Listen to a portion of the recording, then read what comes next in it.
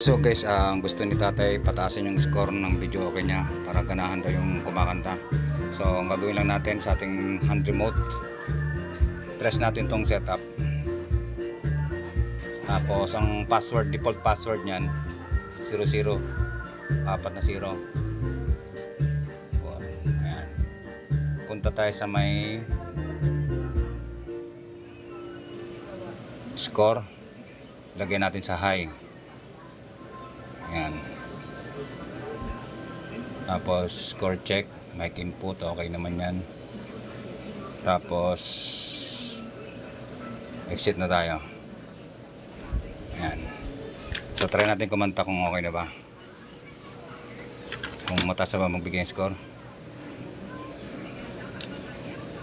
4, 8, 3. Try natin.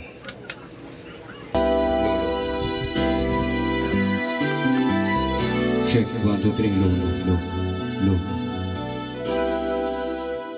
Testing natin kung mataas na magbigay ng score.